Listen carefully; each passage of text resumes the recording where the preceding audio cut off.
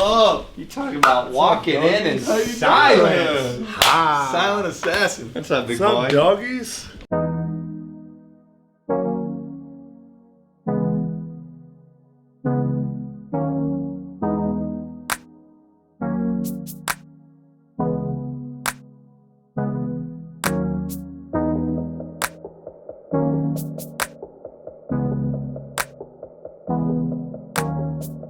I love that you invited us to the Dirk Nowitzki Foundation offices. Look at how comfortable this is, man. I know. How much time are you spending here? Actually, been here more than I liked. You know, I figured after it's the season, after my career, I'm gonna just for 3 weeks lay around, watch Netflix every day, and just chill. And none of that happened. But it's kind of like I wanted to stay busy. I want to do something, and now it's actually a great time to dive into more of that stuff. And have more time to get even more engaged with the foundation stuff and with the Stiftung or foundation in Germany. And so it's been fun, and I've kept busy. We traveled a bunch, and so it was a good summer. It kind of flew by. We have a deep respect and admiration for you and the work you put in to achieve everything you achieved, and so we understand the sacrifices you made. And so when we had you on the show and you were talking about eating ice cream, it was almost like you were trying ice cream for the first time. And so I know I speak on behalf of all Mavs fans. We hope you just tore it up, man. And so have you been tearing it up? It was a good summer, I gotta say. Traveled a bunch and ate and drank everything in sight, and it's almost like it got so bad that I had to take a step back here. Once I got back here, I was like, okay, no suit fits and everything is a little tight now. And wifey kind of gave me one of them looks one day. So I've been doing a little fasting here and there, off and on, and I dropped a couple of lbs again. And but I think, like I mentioned already, then I'll find a little routine again where I enjoy working out. I find something, maybe if it's biking, or I need to obviously do something eventually again, but just this summer was not it. It was a lot of eating and drinking and traveling and being with the family, and I enjoyed the heck out of it. I'm curious, you're sitting here talking about things you'll do for exercise. Like, I love pickup basketball. I love it. I'll never stop playing. Will you ever play basketball again on any level? Will you play pickup ball? Will you ever play ball again?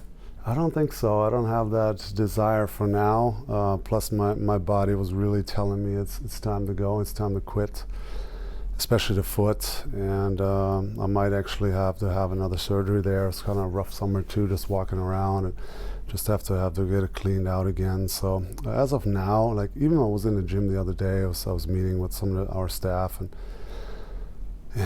some of the guys are working out. I saw Porzingis shooting, and I was like, I have no desire to be there to watch it. So it's I'm to the point now where I'm completely behind it and over it for now. And but I gotta say, the weirdest part so far this summer was when the schedule came out, and Casey, our trainer, sent it to me, and I was always like, home opener. Oh wow, when are we going to LA, New York? Where are we Christmas when my family's here? And so I'm looking at this thing, and I'm like sort of detached. That was super weird. That was the first moment this summer, because I stayed so busy, but that was the first moment where I stepped back and I was like, man, this is bizarre. You know? So it's going to be weird once the season starts, and now the guys almost everybody's there, and that's going to be a strange feeling not to go. But as for now, I'm happy with my decision. Have you thought at all about how much you're going to go to games? Or, I mean, I know it's, for most people, it's like really hard to go, I'm going to be doing this in 2 months or 3 months or whatever, but how much have you thought about how that season's going to go down? Yeah, I mean, I'm excited for the guys. I'm excited for the franchise. I think with locking up, obviously, Porzingis now for 5 years, with having Luka here, and building some fun pieces around him, I think this should be a good year, a fun year to watch. And so I'm looking forward to an exciting season. And of course, I'm going to go. I'm not going to go to every home game, but I'll always be a Mav. And now that my family and my kids are getting into it more and more, I'm sure they want to go eventually to some games on the weekends when usually the 7:30 game's a little late in the week, but when there are some weekend games, I'm sure I'll take him a little bit. And so yeah, I'm for sure there to support and want to see how this whole thing plays out. Because obviously KP hasn't played in a while, and how they mesh together. And I mean, this should be an exciting season for Mavs fans. We had a friend who played professional football, and he would call me every once in a while after he had retired, and he goes, "Ben, would you please tell my kids that I was good at sports? They don't believe me." And so where are your kids with understanding your athletic accomplishments? Well, I think they of course know that I've played, and they know that I've was in the NBA, but I think that when they saw me in the last couple of years, and I mean, my middle son would ask me, "Dad, are you the slowest on the team?" Or in the I thought I was so slow out there. I mean, that hurts. Of course, that hurts. But eventually, they'll understand, and we'll watch some YouTube when they're a little older, and we're able to show them that Daddy actually could move a little better than what they saw. But for my daughter, sometimes it's a little uncomfortable. She's like 6 now. When I come to school, and the bigger kids are like pointing, and there's Dirk, and she's like, "Oh, no." She gets uncomfortable with the whole situation. But the boys so far, they love it. You were talking about doing things physically and figuring out what your workout routine is going to be. You got the tennis event that's coming up this weekend. And, I'm curious, how much have you been working? Have you just been partying nonstop, or are you getting anything in physically? If you travel with 3 kids, I'm not sure you could call it partying. It's a different kind of partying, but no, it's been great. But unfortunately, like I said, the foot is not great yet. So this summer I've had some issues, so I only really played once or twice. But looking forward, of course, to the tennis event, and it's only double, so it's not like I have to run miles on the cement court. But I haven't really played as much as I want to, and of course, now that my career is over, I want to be able to enjoy life, and tennis and playing a lot is one of my enjoyments of life. So hopefully, when I get this addressed, that I can do that again more, and walk and do hikes with my kids without hobbling around. So that's been an issue this summer. So Luka's going to play in the tennis event. How have you been able to get some scouts out looking at him? How do you know he can play? So he's keeping it on the wraps. So I didn't know that he can really play a little bit. So he hit me up a couple of days ago. He's like, "No invite for me? What's going on?" So I said, "Can you play?" And he said he's okay. So then I was like, well, let me see, because we did that with Harrison Barnes a couple of years ago. I texted Harrison. I said, "Hey, you're new here. You want to be part of this tennis event?" He's like, "Yeah, I played a little bit in college, so I'll play." And then that was tough. I don't think he drove by a tennis court once in college. Yeah, I don't even think he had fun doing that.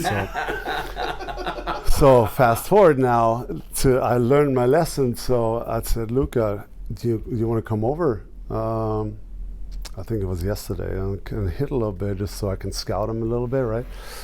But then I think they scrimmaged yesterday in the gym. And did he know you were trying to scout him? I'm not sure. I told him you can get your rhythm, right?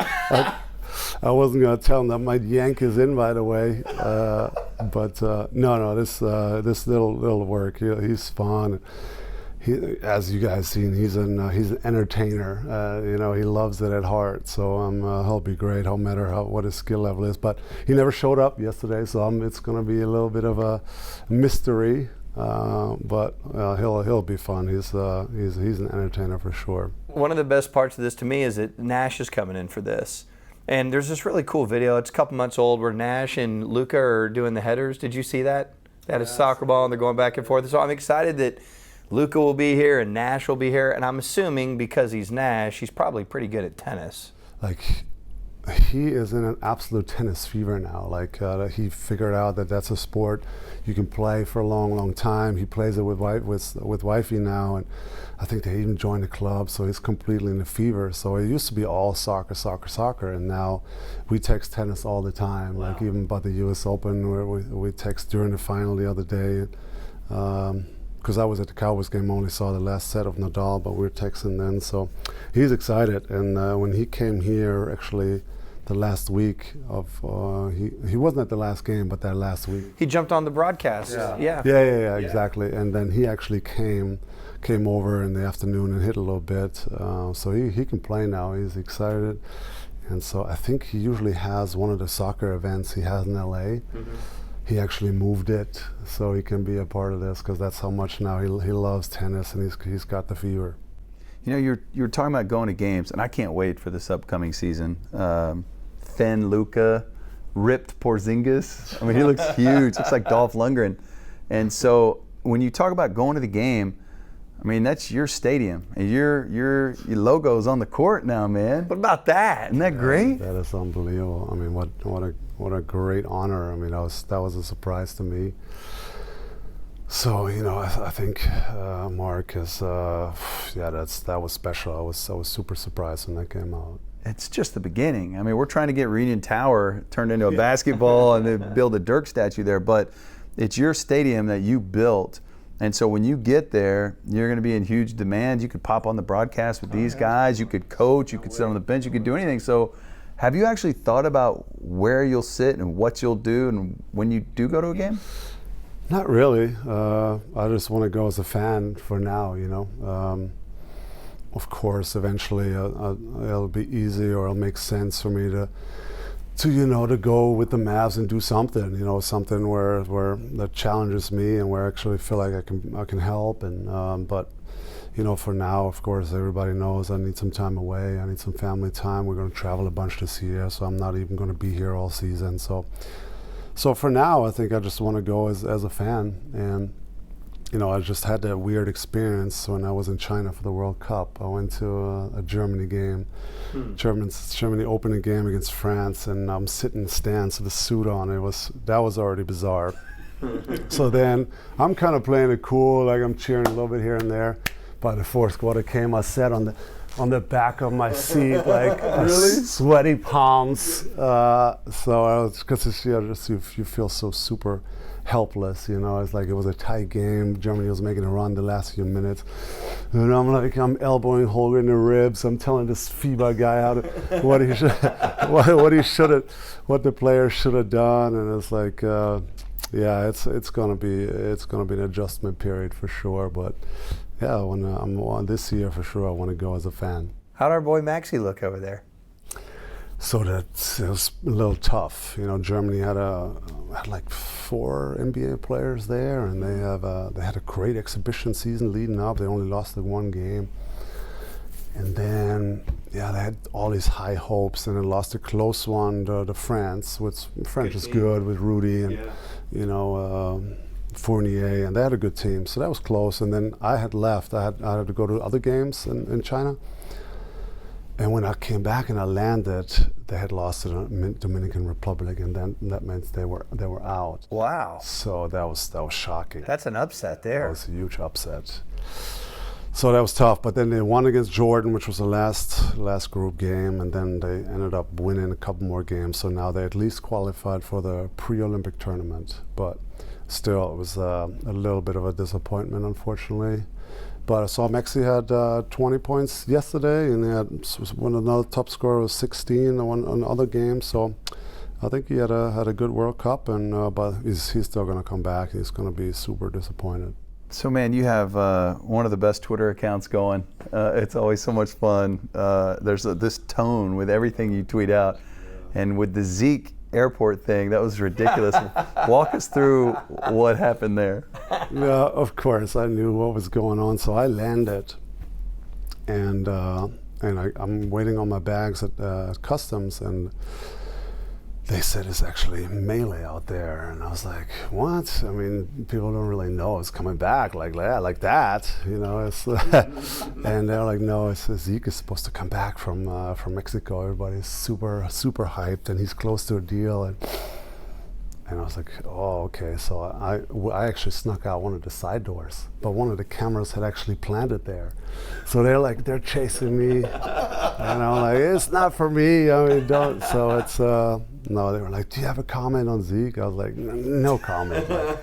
So I just snuck out the back. But and then we drove on. It was like so many people and fans were there, and that was sweet. And of course, I'm happy they got the deal done. But it was sort of completely random that I ended up coming in at the same time as him.